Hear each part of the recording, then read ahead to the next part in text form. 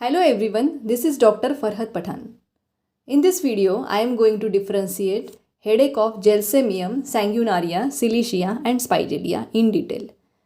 इन चारों रेमेडीज़ के हेडेक में सिमिलैरिटी ये है कि इन सब का हेडेक गर्दन के या सर के पिछले हिस्से से शुरू होकर ऊपर की तरफ जाता है और आँखों में जाकर सेटल होता है।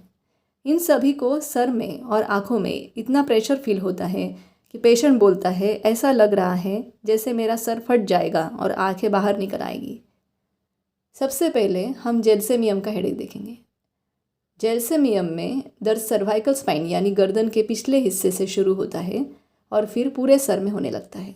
उसके बाद फोरहेड और आईबॉल्स तक दर्द चला जाता है। पेशेंट को टेम्पल्स में भी दर्द होता है जो कान, नाक और चिन तक एक्सटेंड होता है। ज़्यादातर पेशेंट के राइट आई में दर्द होता है।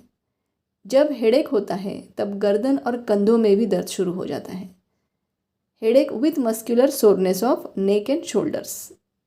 इन gelsemium there is heaviness of head and eyelids, dull heavy एक।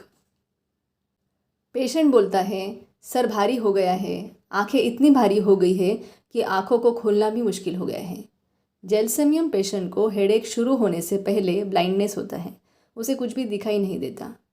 प्रोफ्यूज़ यूरिनेशन के बाद ब्लाइंडनेस कम हो जाता है। पढ़ाई करने से या कोई भी मेंटल एक्सर्शन करने से सरदर्द बढ़ जाता है, या धूप में से आने के बाद पेशेंट का सरदर्द शुरू हो जाता है। स्मोकिंग से सरदर्द बढ़ता है। पेशेंट लेट जाता है और सर के नीचे पिलो नहीं लेता है तो उसका सरदर्द बढ़ जाता है, और 2 पिलो पर सर रख कर सोने से पेशेंट का हेडेक कम हो जाता है। Raising the head ameliorates the headache. In gelsemium there is sensation of band around the head. Other remedies are spigelia, sulfur, cactus and carbolic acid. Sanguinaria का हेडेक सर के पिछले हिस्से से शुरू होता है, that is occiput, right side में ऊपर की तरफ जाता है और सिलिशिया की तरह राइट आई में सेटल होता है। सैंग्यूनारिया और स्पाइजेलिया दोनों का हेडेक पीरियोडिकल होता है, मतलब फिक्स टाइम पर होता है, जैसे हर 3 दिन बाद या हर हफ्ते। सैंग्यूनारिया और स्पाइजेलिया का हेडेक सवेरे उठते ही शुरू हो जाता है, दिन भर में बढ़ता जाता है और शाम को कम हो जाता है। इस टाइप के हेडेक को सन हेडेक कहते हैं, जो जेल्सेमियम में भी होता है। सैंग्यूनारिया का हेडेक एक नींद लेने के बाद कम हो जाता है। जब पेशेंट कोई भी मेंटल या फिजिकल वर्क करता है उसे सरदर्द शुरू हो जाता है, और अंधेरे कमरे में चुपचाप लेटे रहने से आराम मिलता है। सैंग्यूनारिया में सरदर्द के साथ आँखों में जलन होती है। ये उसका कंकमिटेंट सिम्टम है जो कि रेमेडी सिलेक्शन के लिए बहुत इंपॉर्टेंट होते हैं। In sanguinaria there is pain in back of head like a flash of lightning. दर्द अचानक से आता है और चला जाता है जैसे बिजली चमक गई हो। क्लाइमैक्ट्रिक पीरियड यानी मेनापॉज के पहले और बाद के पीरियड में औरतों में सरदर्द शुरू हो जाता है, और ज़्यादातर हर 7वें दिन सरदर्द होता है। Next is सिलिशिया। सिलिशिया का हेडेक गर्दन के पिछले हिस्से से शुरू होता है और वर्टेक्स तक जाता है। राइट साइड में दर्द होता है और राइट आई में ही सेटल होता है।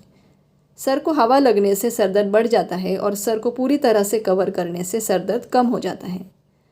सर को दबाने से भी सरदर्द कम हो जाता है। जेल्सेमियम की तरह प्रोफ्यूज़ यूरिनेशन से भी सरदर्द कम हो जाता है।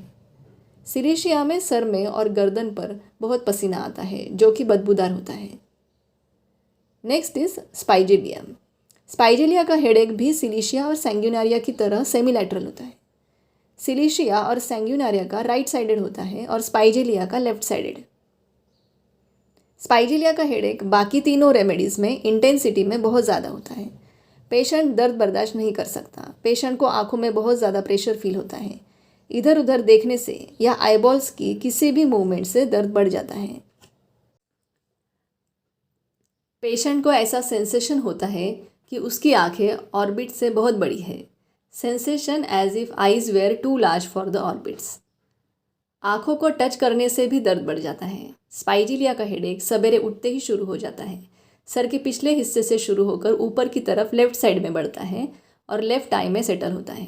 पेशेंट बोलता है मेरा सर फटा जा रहा है या फटफट कर रहा है, that is pulsating and throbbing pen.